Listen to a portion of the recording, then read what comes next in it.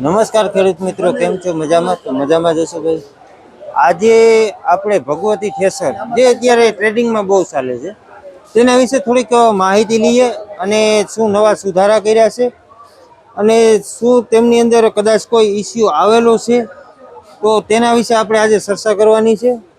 ત્યારે આપણે હરેશભાઈને પૂછીએ છીએ કે હરેશભાઈ, આપણું ભગવતી ઠેસર અત્યારે માર્કેટમાં સારું એવું ચાલે છે, સાથે સાથે કોઈ ખેડૂતનો તમારી પાસે કોઈ એવો ઇસ્યુ આવેલો ખરો કે ભાઈ અમારે આ તકલીફ છે તો તેના માટે તમે શું નિવારણ લાવ્યા છો, તેની આજે ચર્ચા કરવી છે. કેમ કે ખોટા વખાણ કરવામાં તો અત્યારે ચારી બાજુ યુટ્યુબરો એવા વધી ગયા છે કે 2000 આપો એટલે તમારા વખાણ જ કરે. આજે આપણે જે કંઈ છે એ હકીકત ખેડૂતને દેખાડવાનું છે કે ભાઈ આ હકીકત છે આ રીતના. તો પેલો પ્રશ્ન સાફ્ટિંગનો હોય છે. જ્યારે તો હરેશભાઈ, આપણા મશીનની અંદર એવો કોઈ ઇસ્યુ ખરો કે કદાચ એકાદી સાફ્ટિંગ તો તૂટી હોય, 5 વર્ષ મશીનને થઈ ગયા હોય, એને જે કોઈ એવું મશીન છે કે તમે 2 વર્ષ કે 3 વર્ષની અંદર કોઈ પણ એકેય સાફ્ટિંગ તૂટી એવો દાખલો તમારી પાસે આવ્યો ખેડૂતનો? સૌપ્રથમ તો રામભાઈ, તમે સાચી માહિતી ખેડૂત સુધી પહોંચાડો છો એ બદલ તમારો ખૂબ ખૂબ આભાર. હવે સાફ્ટિંગ બાબતનો જો આપણે મશીનમાં કમ્પ્લેન આજ સુધીનો સર્વે કરીએ તો મેન કટર લઈ લો, મેન બ્લોઅર લઈ લો, આગળની જેટલી પણ સાફ્ટિંગ લાગે છે, ઉપર એલિવેટરની કાંધાની જેટલી સાફ્ટિંગ લાગે છે, આજ સુધીમાં એક પણ દાખલો કોઈ પણ ખેડૂત મને આવીને કહે કે ના હરેશભાઈ તમારા મશીનમાં સાફ્ટિંગ ભાંગી છે તો આપણે મશીન એમને ફ્રી દઈ દેવાનું. એક પણ કમ્પ્લેન આટલા વર્ષમાં હજુ સુધી સાફ્ટિંગ ભાંગવાનો આપણા મશીનમાં નથી. સાથે એક મેન પાયો કહેવાય મશીનનો, કે જે આપણે પાયો કહી શકીએ તો પાયો એ છે મહત્વનું ડિપ્રેશન. ડિપ્રેશન અટકું એટલે આખું આપણું મશીન અટકું. તો આ તમે ડિપ્રેશન છે તે ક્યાંથી મગાવો છો ને કઈ ક્વોલિટીનું વાપરો છો?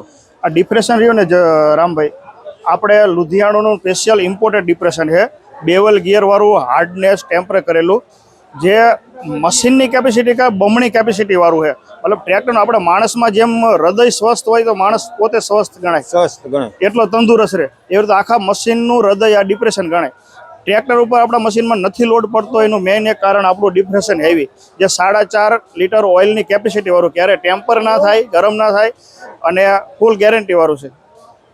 તો દર્શક મિત્રો, અત્યારે ભગવતીનું બજારમાં જે નામ છે તે જ, બાકી આપ મશીન જોઈ શકો છો. સાથે તમને એવું થાય કે આપણે સિંગલ ટાયર લેવું છે કે ડબલ ટાયર લેવું છે, જોટો, તો દર્શક મિત્રો સિંગલ ટાયર ખેડૂત ભાઈઓને મળી જશે અને જોટો પણ મળી જશે, જે તમારી ચોઈસ પ્રમાણે.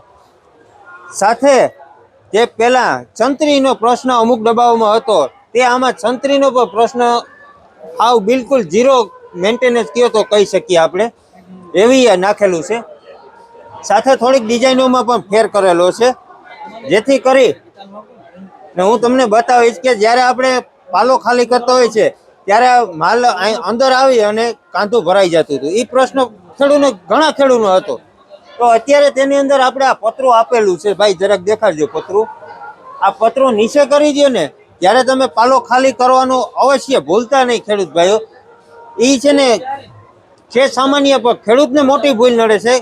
એનાથી શું થાય, એલિવેટર અહીંયા ચોટી જાય છે અને પટ્ટીઓ પછી ગંધાય છે. પછી ખેડૂત એમ કહે છે કે ભાઈ અમારે તો આ રિબિન પટ્ટી ગંધાઈ ગઈ. એનો મશીનનો વાંક નથી, ખરેખર જે ઓપરેટર છે મશીન હલાવે છે એનો વાંક છે. કેમ કે આ પતરું નીચે નાખતા નથી એટલે ઉપરથી માલ ભેગો પડી જાય. આની કેપેસિટી નાની હોય ને ઉપરથી જે માલ પડે એટલે ભેગોથી રોકાઈ જાય છે.